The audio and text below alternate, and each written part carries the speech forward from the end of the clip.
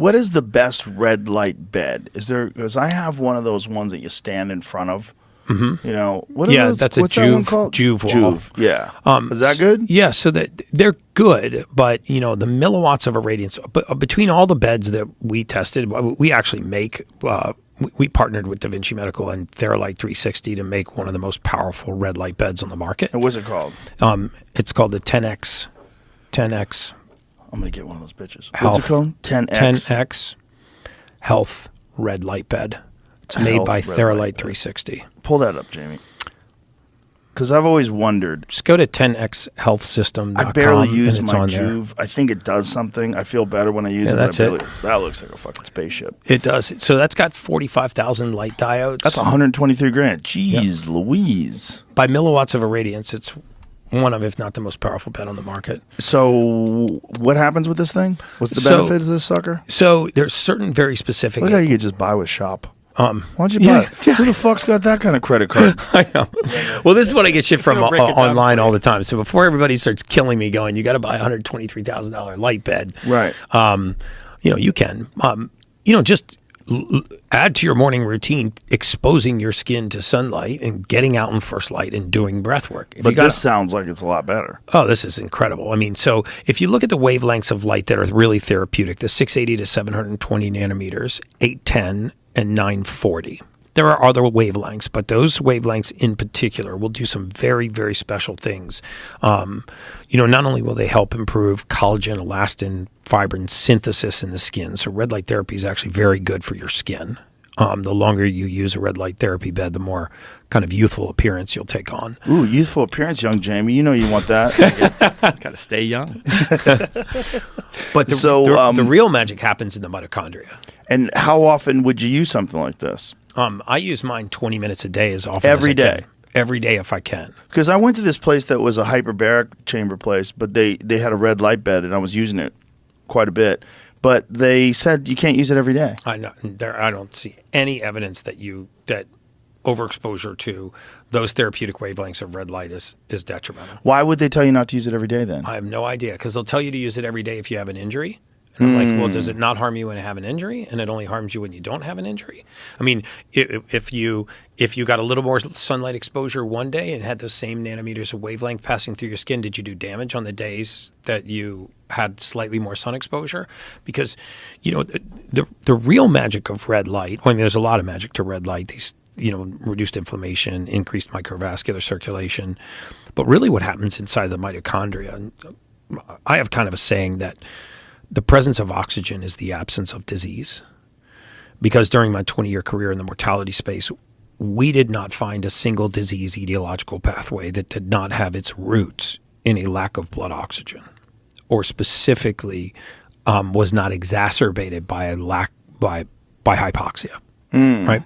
And if you think that we all die the same way, right? I mean, every human being leaves this earth the same way. We all die of hypoxia, lack of oxygen to the brain, but it's just what causes that to happen, right? Is it a gunshot wound, a bust, a stroke, heart attack? But the truth is that this level of oxygen management in the body is a measurable thing. You're either using oxygen very well, and therefore you are slowly approximating the grave, or you're using oxygen very poorly, and you are accelerating towards the grave. So, for example, when you look at how human beings are truly powered, right? Like, where do we really get our energy from? It's really one energy source called ATP, right? And it's produced inside this little organelle called the mitochondria. There's about 110 trillion of these in your body. 10% of your body weight is mitochondria. And the mitochondria has a voracious appetite for oxygen. When it receives oxygen, it will create 16 times more energy. It will produce 36 ATP rather than 2 ATP.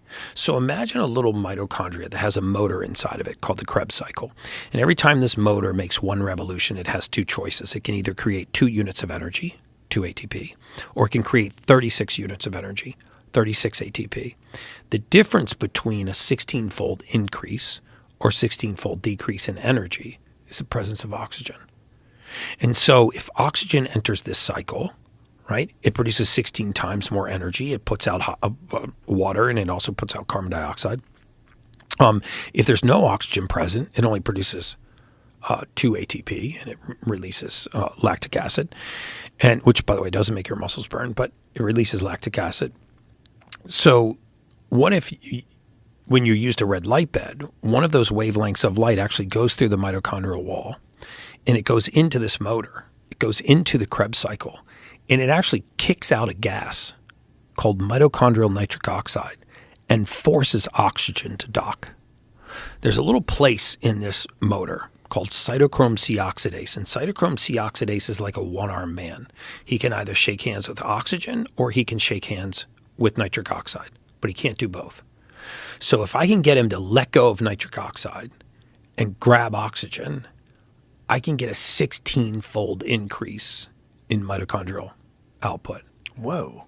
So that's what happens with red light. It's And like do a you get that battery from charger for your sunlight as cells. well? Is that something You get it that from from sunlight sun exposure? just not at the depth that you would get from a red light bed. This is why I'm saying that if you don't have the budget for a red light bed, but the majority of people don't, the benefits of getting first light in the morning are so much more astounding than you think. But because it's free, people don't,